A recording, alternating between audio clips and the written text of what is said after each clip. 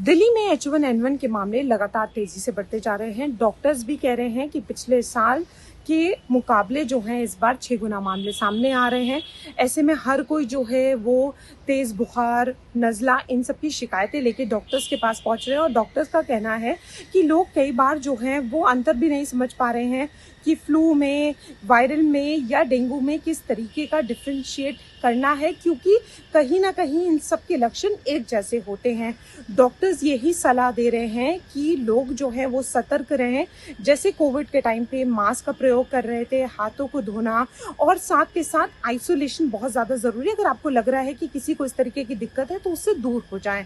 Doctors का कहना है सेल्फ मेडिकेशन बिल्कुल ना करें, एंटीबायोटिक्स ना लें, पेन किलर ना लें, और अगर आपको सांस लेने में दिक्कत होती है या आपके सिम्टम्स जो हैं वो बहुत ज़्यादा बिगड़ते हैं तो ऐसे में जो है आपको सतर्क होने की बहुत ज़्यादा ज़रूरत है। वहीं दिल्ली में जो है इसको देखते हुए केंद्रीय स्वास्थ्य मंत्री जेपी नड्डा ने जो है वो दिल्ली के स्वास्थ्य मंत्री और अधिकारियों के साथ बैठक की, जिसमें साफ तौर पर ये देखा गया कि किस तरीके की तैयारियां हैं, टेस्टिंग जो है वो प्रॉपर है, आईसीयू बेड्स जो हैं वो कितने हैं, इन सब चीज़ों पर ध्यान दिया। और इसके साथ साथ लोगों से भी अपील की गई है कि लोग सतर्क रहें और ज़्यादा से ज़्यादा जागरूक हों, लेकिन पैनिक होने की ज़रूरत जो है वो नहीं है। देखिए, वैसे तो हर साल इन दिनों दिल्ली में फ्लू के केसेस काफ़ी बढ़ जाते हैं, पर इस बार समस्या कुछ ज़्यादा ही गंभीर है, क्योंकि पिछले साल के मुकाबले फ्लू के केसेस, खासकर H1N1 जिसे स्वाइन फ्लू भी कहते हैं, इसके केसेस में बहुत ज़्यादा बढ़ोतरी हुई है। और डेटा के हिसाब से पिछले साल के मुकाबले 6 से 8 गुना ज़्यादा केसेस स्वाइन फ्लू के या बाकी फ्लू के भी आ रहे हैं। देखिए, वैसे तो घबराने की बात नहीं है। नॉर्मली फ्लू उतना सीरियस या रिस्की बीमारी नहीं होती। लक्षण वही होते हैं कि गले में दर्द हो, बुखार हो, सिर में दर्द हो, बदन में दर्द हो, थकान हो, इस तरह के लक्षण होते हैं। मोस्टली ये कुछ टाइम के बाद अपने आप चले जाते हैं। आपको सिर्फ पैरासीटामोल लेना होता है या अपना हाइड्रेशन ठीक रखना होता है। और पर जिन कंडीशंस में ऐसा लगता है कि भाई सांस की रफ्तार बहुत तेज हो रही है, सीने में बहुत दर्द है, कई दिन तक बुखार नहीं उतर रहा है, लूज मोशंस हैं, या होंठ या अपने नाखून वगैरह नीले पड़ रहे हैं, तो वहाँ पे समस्या गंभीर हो सकती है, क्योंकि वो न्यूमोनिया में कन्वर्ट हो सकता है। खासकर छोटे बच्चों में, एल्डरली में, या जिनको अलग बीमारियाँ चल रही हैं जैसे डायबिटीज़ है, हाइपरटेंशन है या किडनी की बीमारी, उनमें इस तरह के कॉम्प्लिकेशंस के रिस्क ज़्यादा होता है। पर अदरवाइज अमूमन ये बहुत रिस्की बीमारी नहीं होती, ज़्यादातर केसेस में अपने आप ठीक हो जाती है। बचाव के लिए क्या करना है, जो रेस्पिरेटरी हाइजीन हमने सीखा था कोविड के टाइम में, प्रैक्टिकली वही यहाँ भी काम आएगा। हैंड वॉश करना है बार बार, मास्क का इस्तेमाल कर सके तो बहुत अच्छी बात है, छींकते समय मुंह को ढक के रखें और क्राउडेड प्लेसेस को अवॉइड करें।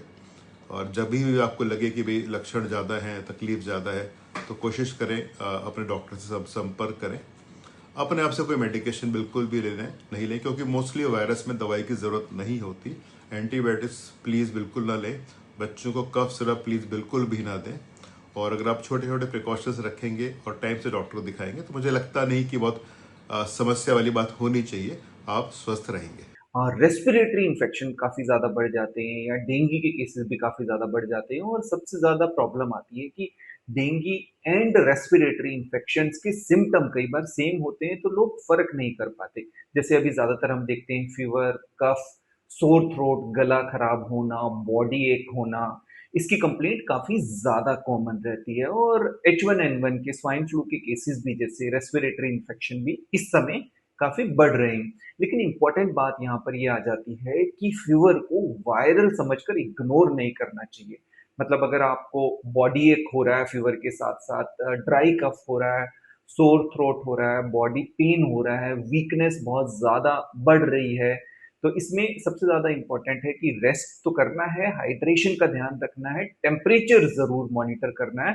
और अगर फीवर 3 दिन से भी ज़्यादा है और हाई ग्रेड फीवर है, ब्रीदिंग में भी अगर इश्यू है और बहुत ज़्यादा बॉडी में एक्सेसिव वीकनेस लग रही है, तो डॉक्टर से संपर्क तुरंत करना है।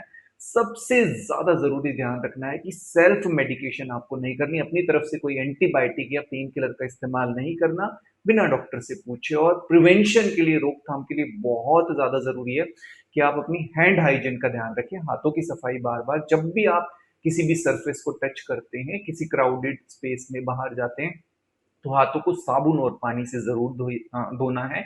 हैंड सैनिटाइजर भी आप कर सकते हैं। साथ के साथ इसमें कुछ चीज़ों का ध्यान रखना है कि जैसे आप क्राउडेड प्लेस में जाते हैं, मेट्रो में, बसेस वगैरह में आप ट्रैवल कर रहे हैं, तो वहाँ पर आप मास्क पहन लीजिए, क्योंकि आपको पता नहीं कि किसको इन्फेक्शन है। अगर आपको सर्दी, खांसी, जुकाम ऐसे कोई सिम्टम लग रहे हैं, तो आप मास्क ज़रूर पहनिए ताकि आप इन्फेक्शन स्प्रेड ना करें। इसके साथ-साथ कुछ चीज़ें ध्यान रखनी है, क्योंकि डेंगू के सिम्टम और जो H1N1 के सिम्टम है, इसमें कई बार सिमिलैरिटीज़ होती है, आप फ़र्क नहीं कर सकते। तो इसके लिए स्क्रीनिंग एक बार अपना टेस्ट भी करा कर देख सकते हैं, क्योंकि स्वाइन फ्लू भी अर्ली स्टेज पर टेस्ट में डिटेक्ट हो जाता है और डेंगू भी डिटेक्ट हो जाता है, ताकि समय रहते हुए आप सही तरीके से राइट ट्रीटमेंट ले पाएँ और साथ के साथ अपनी इम्यूनिटी को बढ़ाते रहना है। इम्यूनिटी के लिए बहुत ज़्यादा ज़रूरी है कि आप नींद ठीक से लें, हाइड्रेशन अपना ठीक से रखें, अपना मूवमेंट, एक्सरसाइज़ ये आप रेगुलर करें। इन बातों का आपको ज़रूर ध्यान रखना है।